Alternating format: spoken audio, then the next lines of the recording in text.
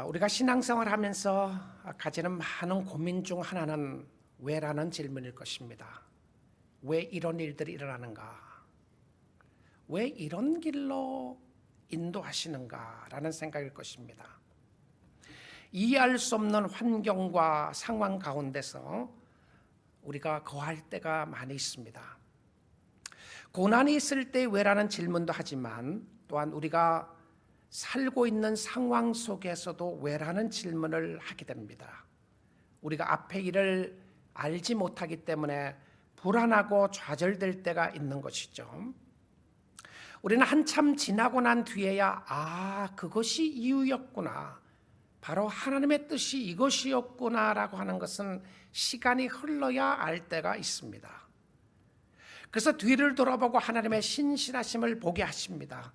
그 신실하심을 깨닫기 위해서는 오늘을 어떻게 사느냐가 매우 중요하기 때문에 그렇습니다. 사랑하는 성도 여러분, 여러분을 인도하시는 하나님의 손길을 보고 있습니까? 그리고 그 하나님께 오늘 감사할 수 있으시나요? 이해할 수 없고 알 수 없는 상황 속에서 오늘 주를 볼 수 있습니까?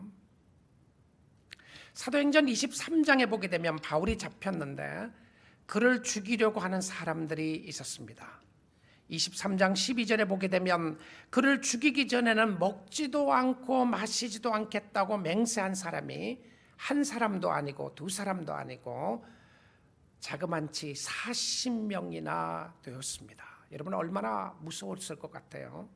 내가 저 사람 죽이지 않으면, 저 사람을 죽이기 전까지는 내가 먹지도 않고 마시지도 않겠다고 작정한 사람이 40명이었다고 이야기를 합니다. 바울은 두려움에 떨 수밖에 없었습니다. 두려워하고 있었습니다. 그때 주님이 찾아오셨어요. 사도행전 23장 11절입니다. 그날 밤에 주께서 바울 곁에 서서 이르시되 담대하라. 네가 예루살렘에서 나의 일을 증언한 것 같이 로마에서도 증언하여라 하리라 하시니라. 두려워하지 말고 담대하라. 이 신약 성경에서 담대하라는 말씀이 7번 나오는데요, 6번이나 예수님이 직접 환상으로나 혹은 직접 하신 말씀이었습니다. 어려움이 있을 때 주셨던 말씀이었는데요, 너희가 환난을 당하나 담대하라. 내가 세상을 이기었노라. 담대하라. 담대하라. 여러분, 담대하라는 말씀을 주셨던 것은 마음이 약하다는 의미죠. 우리의 마음이 흔들린다는 이야기입니다. 이 말씀을 주시고 하나님의 강한 손길로 인하여 바울을 하나님이 직접 빼내십니다. 몇 명을 준비시켰는지 빼내신지 압니까? 40명이 바울을 죽이기 전까지는 먹지 않고 마시지 않겠다고 준비된 사람이 있었는데 바울을 빼내기 위해서 몇 명을 준비시키는지 23장 23절을 봅니다. 백부장 둘을 불러 이르되 밤 제3시에 가이사라까지 갈 보병 200명과 기병 70명과 창병 200명을 준비하라고 자그만치 470명을 동원해서, 군사를 동원해서 하나님이 바울을 빼내시는 모습을 보게 됩니다. 하나님의 손길이고 하나님의 역사하심이었습니다. 힘들고 어려울 때 지금이 어느 때인가를 분별하는 것이 매우 중요합니다. 지금이 어떤 기회인가?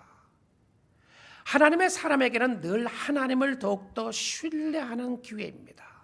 주님을 의지하는 기회고요, 어려움을 통해서 기도하는 시간이고 전적으로 하나님을 신뢰하며 하나님이 일하시는 것을 보는 시간이라는 사실입니다. 복음의 역사가 있을 때 하나님의 말씀으로 인하여 변화받고 인도함을 받는 사람들이 있는가 하면 그 기회를 놓치는 사람들이 있습니다.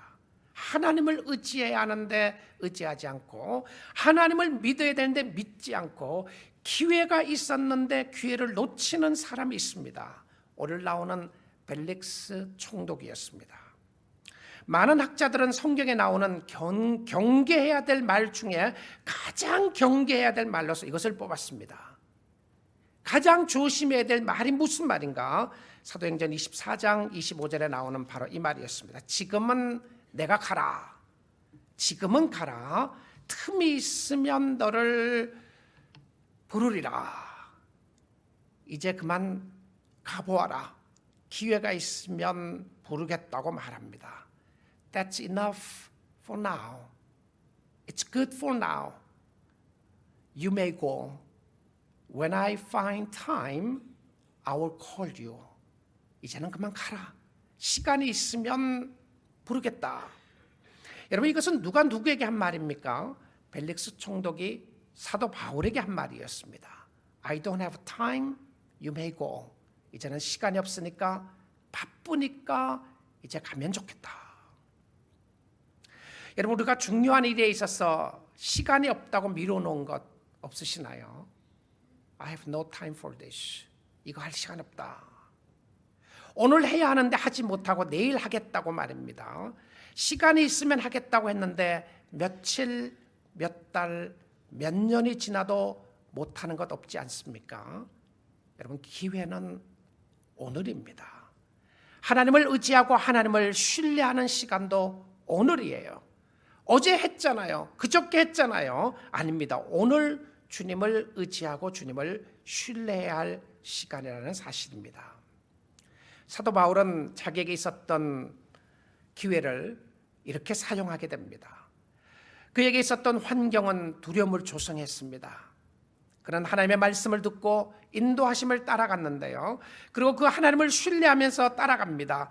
지금은 가이사라 지역에서 총독 벨릭스 앞에 서 있게 되는데 대제사장 아나니아와 또한 어떤 장로들과 변호사 더들로가 세 가지로 바울을 고소합니다. 5절 말씀입니다. 우리가 보니 이 사람은 전염병 같은 자라 천하에 흩어진 유대인을 다 소유하는 자요 나사렛 이단의 우두머리라. 두 가지 고소 조건이 나오는 것이죠. 여기 보게 되면 첫째는 그는 전염병이다. 사람을 가리켜서 저 사람은 전염병을 가지고 있는 무서운 사람이다. 그럼 어떻게 해야 되는 거예요? 빨리 없애야 된다. 저 사람은 천하를 어지럽히는 사람이기 때문에 무서운 사람이다. 그리고 두 번째는 뭐라고 이야기를 하냐면 로마가 인정하지 않는 이단 종교를 퍼뜨리는 사람이다. 이단, 나사렛 이단의 괴수이다. 이렇게 이야기합니다. 그리고 그에게 주어졌던 세 번째 죄목은 6절에 나오는데요. 그가 또 성전을 더럽게 하려 함으로 우리가 잡아싸우니 성전을 더럽힌 사람이다. 자, 바울에게 주어진 세 가지 죄목이 있었습니다. 하나는 전염병이다. 그 다음에 하나는 이단 종교를 퍼뜨리는 사람이다. 세 번째는 성전을 더럽히는 사람이다. 이 죄목을 가지고 고소하고 있는 것을 보게 됩니다. 자, 바울은 이 세 가지 죄목에 대하여 자신을 변호합니다. 자기에게 주어졌던 시간과 공간을 통해서 하나님 앞에 자기가 어떻게 주를 섬겼고 어떤 모습으로 섬겼는지를 자기 자신을 변호하는 모습이 나옵니다. 연병이라는 것에 대하여는요, 그는 예루살렘으로 올라간 지 12일밖에 되지 않았고 예루살렘에 간 이유는 예배하러 같이 무리를 일으키거나 소동한 적이 없다고 그렇게 이야기를 합니다. 내가 예배자로 서 있었다. 두 번째, 이단이라 하는 것에 대해서는 이렇게 이야기를 합니다. 14절 15절인데요. 그러나 이것을 당신께 고백하리다. 나는 그들이 이단이라 하는 도를 따라 조상의 하나님을 섬기고 율법과 선지자들의 글에 기록된 것을 다 믿으며 그들이 기다리는 바 하나님께 향한 소망을 나도 가졌으니 곧 의인과 악인의 부활이 있으리라 함이니라. 여러분, 여기서 보게 되면 바울이 기독교를 가리켜서 the way, 도라고 이렇게 표현하고 있는 것을 보게 됩니다. 그리고 그가 기회가 있을 때마다 전한 것은 부활이었는데요. 메시아를 전하고 소망을 전하고 부활을 전한 것을 보게 됩니다. 그리고 세 번째는 성전에 관해서 고백을 하게 되는데요. 바울은 고백하기를 예루살렘에 올라간 이유를 설명하면서 그것은 예루살렘에 흉년이 들어서 헌금을 가지고 구제하러 갔는데 어떻게 성전을 더럽혔는가라고 하는 이야기를 하게 됩니다. 여러분, 이것이 사실이라면 증인이 있어야 할 것이 아닌가. 그런데 증인 한 사람도 없었다는 것입니다. 17절입니다. 여러 해 만에 내가 내 민족을 구제할 것과 재물을 가지고 와서 드리는 중에 내가 결례를 행하였고 모임도 없고 소동도 없이 성전에 있는 것을 그들이 보았나이다. 그러나 아시아로부터 온 어떤 유대인들이 있었으니 그들이 만일 나를 반대할 사건에 있으면 마땅히 당신 앞에 와서 고발하였을 것이요. 여러분 어떤 생각이 드시나요? 자, 이 부분 전체를 보면서 어떤 생각이 드시나요? 여러분 사도 바울이 너무나도 억울한 생각이 들지 않습니까? 여러분 말을 만들면 말이 되는 것처럼 보입니다. 그리고는 바울이 잡혀왔어요. 이 상황에서 23장에서 보았던 바울의 마음속에 있었던 것은 두려움 외에 두려움이었습니다. 그 두려움을 가지고 바울은 하나님께 원망을 했나요? 호소를 했습니까? 억울하다고 했나요? 그런 장면이 하나도 없습니다. 그리고는 오히려 담대하게 복음을 전해 나갑니다. 우리가 주님을 믿고 주님을 섬기다가 보면 정말 억울하고 힘든 일을 당할 수도 있습니다. 그리고 사람들 때문에 두려워할 수 있어요. 두려움이 우리의 마음을 엄습해 올 수도 있는데 바울의 모습 속에는 그에게 주어졌던 기회를 통해서 어떻게 하면 하나님의 말씀을 바로 전하며 바로 하나님 말씀 앞에 설 것인가를 가지고 발버둥 치는 모습을 보게 됩니다. 우리 사랑하는 성도 여러분, 때론 힘들고 어려운 여정 가운데서도 여러분의 주어진 기회 속에 오늘 또 하나님을 신뢰하고 하나님을 의지할 수 있기를 주님의 이름으로 축복드립니다. 지금은 기도하는 시간이고요. 지금은 주를 의지하는 시간입니다. 하나님이 우리에게 주어진 여러 가지 상황과 환경 속에서 하나님이 궁극적으로 원하는 것은 하나님을 신뢰하는 모습을 보여줍니다. 그런데 이 바울이 기회를 통해서 전했던 복음의 핵심이 무엇이었는가? 바울의 심령을 붙잡고 있었고 그가 전했던 복음의 핵심은 부활이었습니다. 그가 핍박과 어려움 가운데서도 담대하게 말씀을 전할 수 있었던 것은 그가 믿고 있는 하나님이 살아계시다는 사실을 알고 있었던 거예요. 죽은 하나님이 아니라 살아있는 하나님이었고 그는 우리가 주님을 신뢰하고 따라가는 것은 우리가 믿고 있는 하나님이 지금 살아계시고 우리와 함께 하시는 하나님이라고 하는 사실을 믿었기 때문에 그렇습니다. 여러분 이 부활의 소망은 미래에 관한 것인데요. 사실 미래에 관한 것만이 아니라 오늘 살아갈 수 있는 힘을 주는 것이 무엇이었냐면 부활입니다. 내가 지금 핍박을 당하고 어려움을 당하고 내가 지금 힘든 일을 당한다고 할지라도 주께서 살아계시기에 내가 오늘 또 주님을 의지할 수 있는 것을 바라보게 됩니다. 자, 오늘 본문 24장 15절을 다시 보면요. 그들이 기다리는 바 하나님께 향한 소망을 나도 가졌으니 곧 의인과 악인의 부활이 있으리라 함이니이다. 여러분 바울은 처음으로 부활에 대한 모습에 의인만 부활하지 않고요. 누구도 부활한다고 되어 있습니까? 악인도 부활한다고 되어 있어요. 예수 믿다가 죽게 되면 예수 믿는 사람들만 부활하는 것이 아니고요. 예수를 믿지 않았던 사람들도 죽고 나면 부활해요. 자, 근데 끔찍한 겁니다. 예수 믿지 않는 사람이 부활한다는 것은요. 인생이 한 번 와서 죽으면 끝나는 것이 아니라 죽고 난 이후에는 부활을 하게 되는데 믿지 않는 사람들에게는 심판의 부활이고요. 믿는 사람들에게는 구원의 부활이었습니다. 여러분 사람이 죽으면 영원히 죽지를 않습니다. 영원히 살게 되는 것인데요. 이 무서운 모습은 의인뿐만이 아니라 악인도 부활하게 되는데 의인의 부활은 소망을 주지만 악인의 부활은 절망입니다. 여러분 고통을 당하고 어려움을 당하고 있을 때에 그 통증이 끝나지 않는다고 한번 생각해 보십시오. 내가 지금 당하고 있는 고통과 아픔과 통증이 끝나지 않는 모습이다. 그 통증 때문에 죽고 싶어하는 사람들 있잖아요. 차라리 이런 고통을 당하느니 죽으면 좋겠다. 왜 죽겠다고 생각을 하죠? 죽으면 통증이 끝나는 것으로 생각을 합니다. 그렇죠? 육신의 통증도 끝나고요. 마음의 통증도 끝나고 걱정, 근심, 염려의 통증이 다 끝날 것입니다. 그러나 끝나지 않는 것이 하나가 있어요. 무엇입니까? 영적인 일은 끝나지 않아요. 그러니까 우리가 주님을 잘 섬기고 믿어야 되는 것은 우리의 심령 속에 이 땅에 살면서 이 땅의 삶 가운데 내가 어떻게 살고 가느냐 끝나는 것이 아니라 우리가 이 땅에서 어떻게 살았느냐는 영생을 준비하고 영생을 바라보는 사람들이기 때문에 그렇습니다.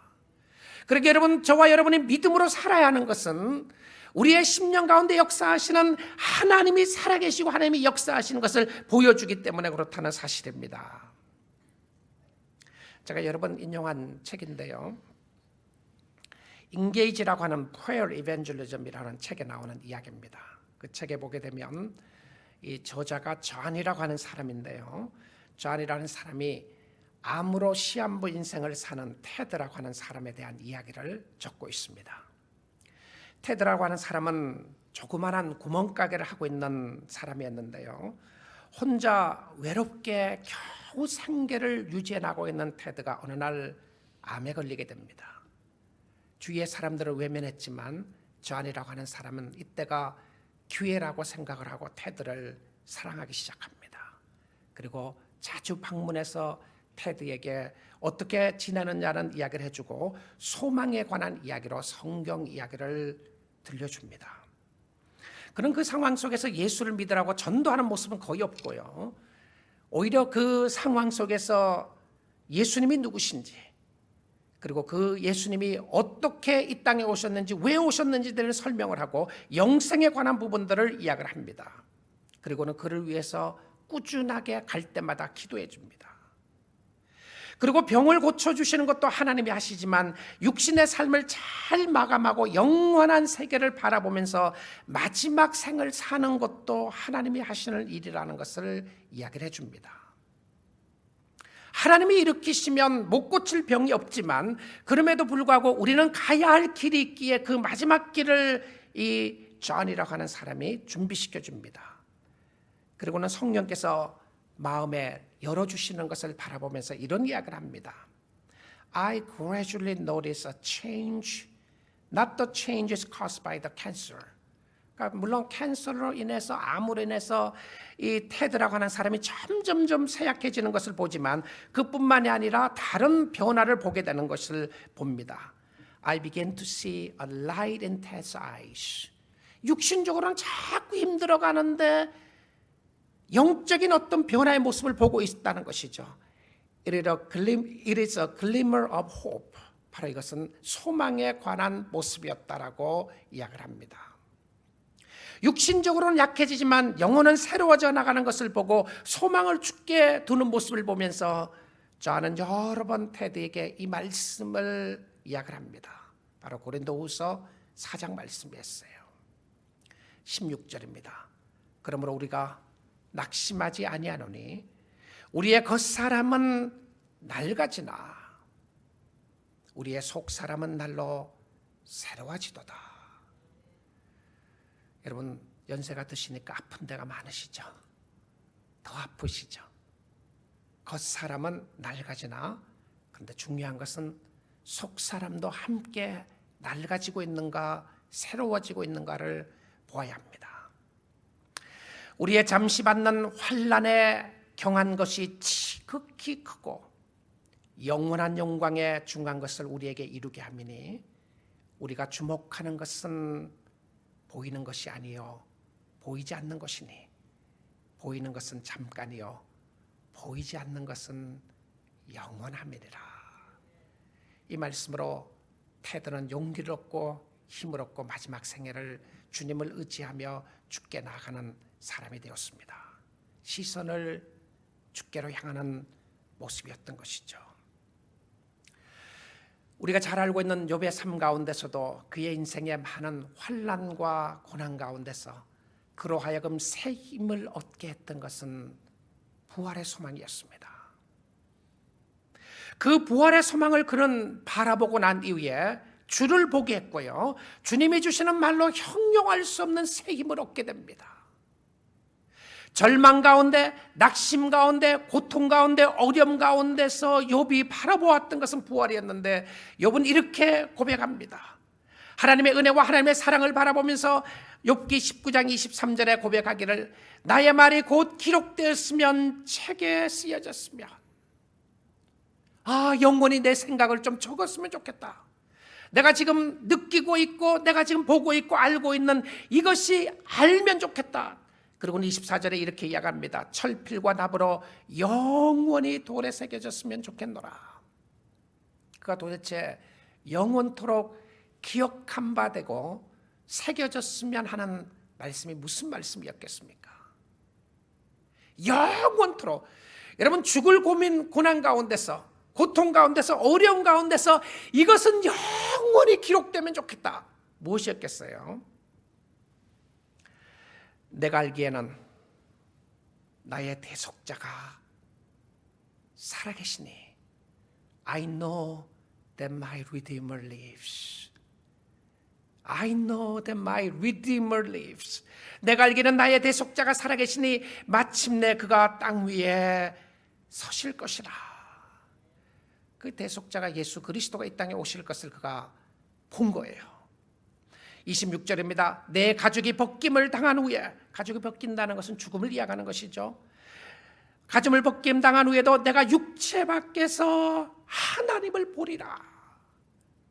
육체 밖에서 하나님을 보리라. 내가 육의 이 고통, 이 통증, 이 아픔, 이 어려움을 다 해결하고 나면, 이것이 없어지고 나면 육체 밖에서 하나님을 보는데, 내가 그를 보리니 내 눈에서 그 그를 보기를 낯선 사람처럼 하지 않을 것이라. 내 마음이 초조하구나. 이 초조하다는 번역은 좀 잘못된 번역이에요. I yearned, my heart yearns for God. 내 마음이 더 주님을 사모한다, 이런 표현입니다.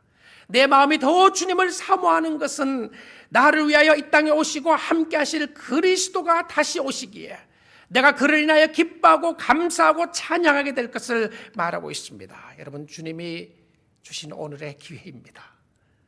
오늘 주신 이 기회, 여러분의 인생이 살아있는 이 기회 속에 오늘도 주님을 의지하고 주님을 바라볼 수 있기를 주님의 이름으로 축복드립니다.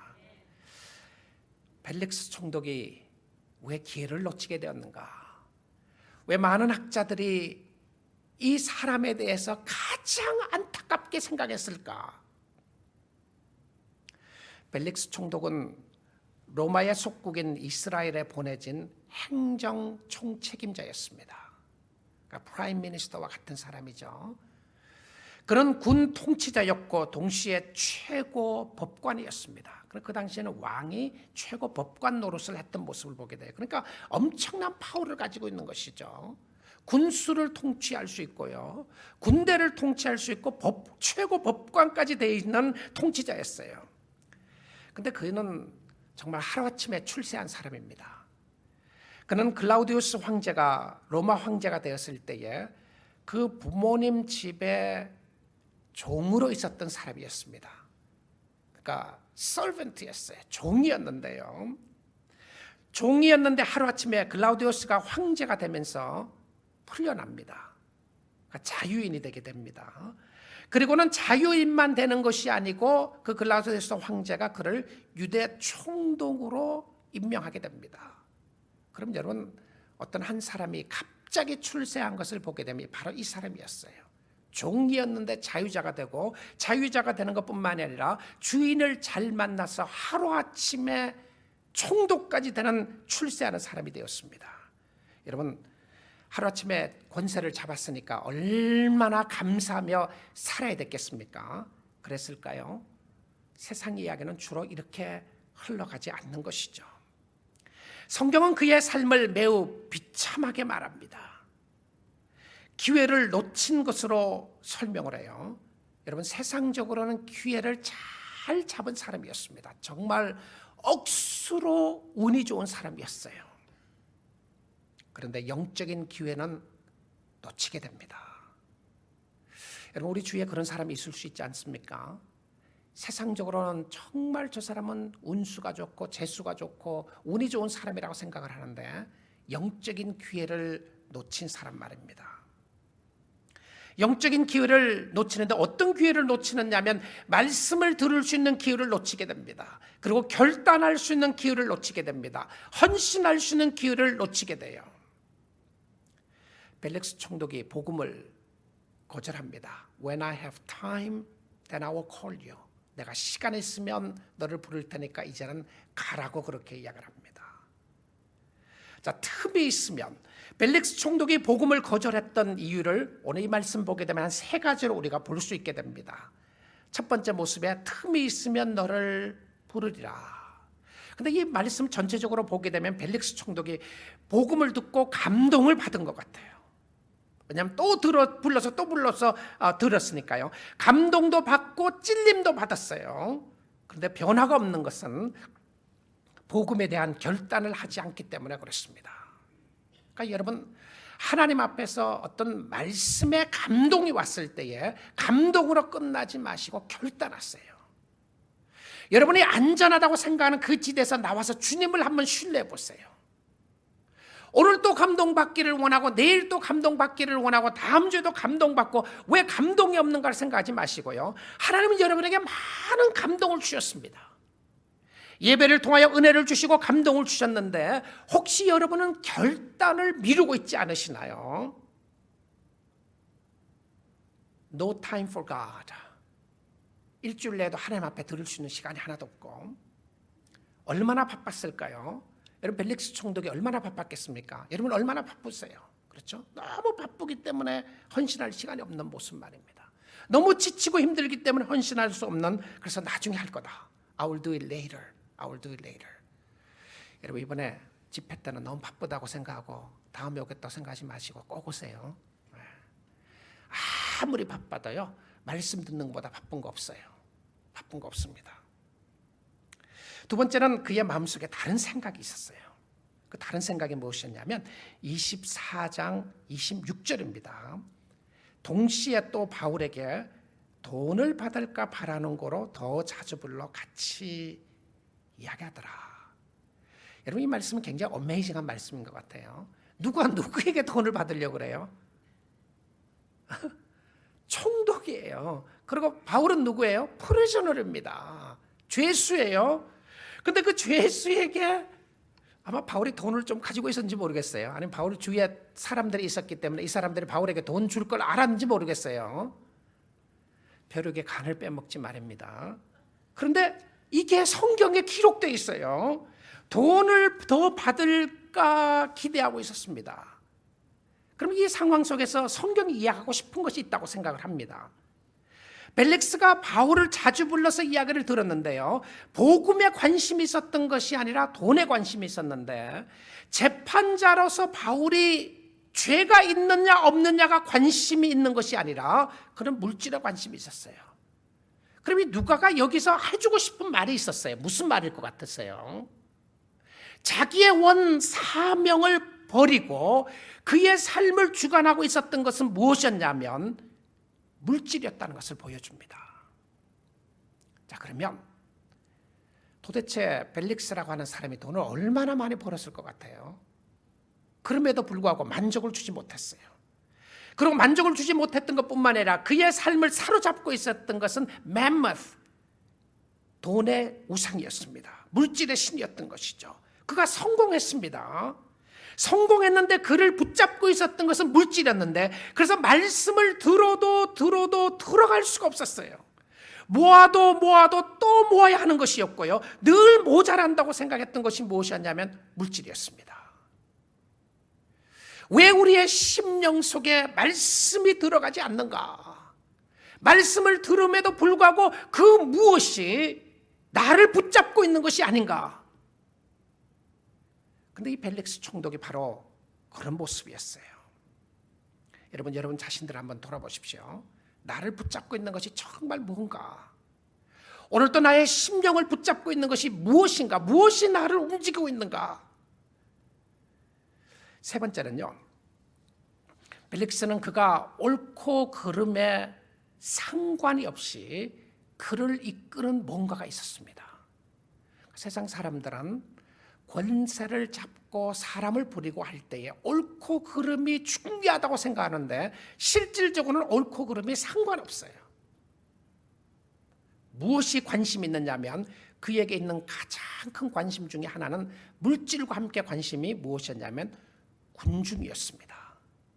사람들이었어요. 군중 심리를 두려워했습니다. 이 정치인들의 모습이지 않겠습니까? 사람들이 나를 뭐라고 볼 것이냐, 저 사람이 나를 뭐라고 이야기할 것인가, 내가 이렇게 손들고 찬양하면 옆 사람이 나를 어떻게 볼 것인가, 내가 하나님을 잘 섬기면 옆에 있는 사람이 어떻게 볼 것인가. 군중들이었습니다. 사람들이었어요. 자, 24장 27절을 봅니다. 이태가 지난 후 보르기오 베스도가 벨릭스의 소임을 이어받으니 벨릭스가 유대인의 마음을 얻고자 하여 바울을 구류하여 두니라. 사실 벨릭스 총독은 바울이 죄가 없는 걸 알았습니다. 근데 유대인의 마음을 얻고자 하여 바울을 구류했다. 벨릭스가 바울을 가두어 둔 것은 사람들의 눈치 때문이었습니다. 눈치. 사람들의 눈치. 여러분, 변화되지 않는 사람들은 사람들의 눈치 때문에 그런 경우가 많이 있습니다. 그런데 성도의 삶 가운데는 하나님의 신비한 역사가 있어요. 정말 이해할 수 없는 하나님의 인도하시는 손길이 있습니다. 이 신비한 역사 앞에 우리는 하나님을 신뢰하는 마음을 가져야 하는데요. 여러분, 그 신비한 역사가 뭔지 압니까? 그 신비한 역사는 하나님의 시간이며 하나님의 기회입니다. 하나님의 시간이며 하나님의 기회다. 무슨 말이죠? 여러분, 저는 27절에 나오는 말씀에 이 말씀이 우리의 마음을 다시 한번 보게 합니다. 이태를 지나서라고 하는 말입니다. 이태를 지나서. 무슨 말이죠? 갈 길이 바쁘고 할 일이 많은 바울이 2년 동안이나 가이사랴 감옥에 갇혀 있습니다. 이해가 되시나요? 아니, 하나님 왜 바울을 2년 동안이나 가이사랴 감옥에 가둬두시죠? 풀어주셔야죠. 하나님이 못하시나요? 아니에요. 바로 우리 23장에도 보았지만 바울을 죽이려고 하는 사람들이 40명이나 있었는데 그를 구출해내기 위해서 470명의 하나님이 동원해서 하루 저녁에 그냥 뽑아냅니다. 근데 이 벨릭스라고 하는 사람이 판단을 유보하고 그런 말미암아 하나님이 바울을 2년 동안이나 가이사랴에 갇혀있게 합니다. 그것도 죄가 없음을 알았음에도 불구하고 말입니다. 여러분, 우리의 삶 가운데는 항상 기적만이 있는 것이 아니라 하나님의 섭리가 있습니다. 하나님의 섭리도 하나님의 손길입니다. 하나님의 섭리가 뭐죠? 하나님의 인도하시는 손길입니다. 우리는 하나님의 기적만이 하나님의 손길이라고 생각을 하는데요, 하나님의 기적만이 아니라 오늘 나를 이곳에 두신 하나님의 이유가 있다는 것이죠. 근데 그 근본적인 이유를 쭉 밑으로 내려가서 알게 되고 바라보게 되면 그 이유는 하나님은 우리로 하여금 전적으로 그 하나님을 신뢰하게 하십니다. 여러분, 가이사랴에서 그 감옥 속에서 2년 동안 갇혀 있었던 바울의 심정을 생각해 보셨나요? 물론 하나님은 가이사랴 감옥에서 바울을 구류하게 하시고 결과적으로 나중에 편지를 써서 교회에 보내는 옥중 서신을 쓰게 됩니다. 하나님의 계획적인 모습이 있었는데요, 근데 하나님이 가르쳐주고자 하는 계획이었어요. 근데 요셉의 삶 가운데도 요셉을 감옥에 가두던 때가 있었습니다. 요셉을 감옥에 가두어주면서 하나님의 뜻이 이루어질 때까지였는데요, 시편 105편에 보면 그 말씀이 나와 있습니다. 시편 105편 16절입니다. 그가 또 그 땅에 기근이 들게 하사 그들이 의지하고 있는 양식을 다 끊으셨도다. 하나님을 이야기하는 거예요. 하나님의 역사하심을 이야기하면서 땅에 기근을 들게 하고 가나안 땅에 기근을 들게 하고 의지하고 있었던 양식을 끊었다라고 이야기합니다. 17절입니다. 그가 한 사람을 앞서 보내셨으며 요셉이 종으로 팔렸도다. 그가 누구죠? 하나님이에요. 하나님의 섭리죠. 이것을 섭리라고 이야기합니다. 손길입니다. 한 사람을 앞서 보내서 요셉의 종으로 팔렸습니다. 18절입니다. 그의 발은 차고를 차고 그의 몸은 쇠사슬에 매였으니 요셉이 감옥에 갇힌 사건을 이야기합니다. 꽁꽁 묶어놨다는 것이죠. 누가 그렇게 했어요? 하나님이 그렇게 했다고 그래요. 19절입니다. 언제까지요? 곧 여호와의 말씀이 응할 때까지라. 그의 말씀이 그를 단련하였도다. 여러분, 하나님의 섭리는 하나님의 위대하신 계획입니다. 근데 그 계획을요, 지금 알 수 없을 때가 많아요. 하나님은 왜 이 길로 인도하시죠? 왜 생각지도 않는 문제들이 터지죠? 왜 나의 삶 속에 건강의 문제가 갑자기 생기게 되죠? 어려운 문제들이 갑자기 생기게 되나요? 왜 그러시죠? 하나님의 섭리를 보아야 되는 것입니다. 하나님이 주신 기회는요, 하나님이 영광을 받으시기를 원하시는 모습을 보게 됩니다. 하나님이 시간을 연기하실 때는 전적으로 하나님을 신뢰하기를 원하시는 때였습니다. 하나님이 주신 기회는 늘 하나님의 영광과 나를 위한 기회였습니다. 뒤를 돌아보고 회개할 수 있는 기회, 참으로 연약함을 볼 수 있는 기회는 좋은 기회입니다. 그래서 주를 신뢰하게 합니다.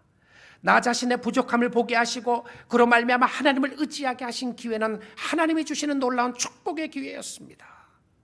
하나님이 나에게 주신 기회, 나에게 주어진 기회는 내가 원하지 않는 시간과 환경일 수 있습니다. This is not something that I want. 주님, 나 이거 원하지 않아요. 나 이런 거 싫어요. 여러분, 그런 상황 속에서 하나님이 나에게 주신 기회와 시간이 어떤 모습인가? 때론 우리의 삶을 광야로 인도할 때가 있고요. 때론 우리의 삶을 사망의 음침한 골짜기로 인도할 때가 있고, 때론 우리의 삶을 환난의 길로 인도할 때가 있지만, 그 길이 지나고 나면 하나님이 늘 동행해 주시고 축복해 주시는 손길이 있게 되는 줄 믿습니다. 그래, 사랑하는 성도 여러분, 하나님을 신뢰하십시오. When I have time, I will call you가 아니라 I have a time now. What should I do? 이것이 우리의 고백이어야 할 것입니다. 시간이 있으면 주님을 찾고 주님을 부르는 것이 아니라, 주님, 내가 오늘 시간이 있습니다. 내가 오늘 시간을 내겠습니다. 주님, 무엇을 원하시나요? 내가 오늘 기도하겠습니다. 내가 오늘 은혜의 보좌 앞까지 나아가겠습니다. 지금도 살아계시고 역사하시는 성령님을 의지하겠습니다. 지금이 주를 찾을 수 있는 가장 좋은 기회인 줄 믿습니다. 우리의 시선을 주께로 두어서 주님을 의지하고 주님을 신뢰하는 여러분 될 수 있기를 주님의 이름으로 축복드립니다. 우리 다 일어나셨습니다.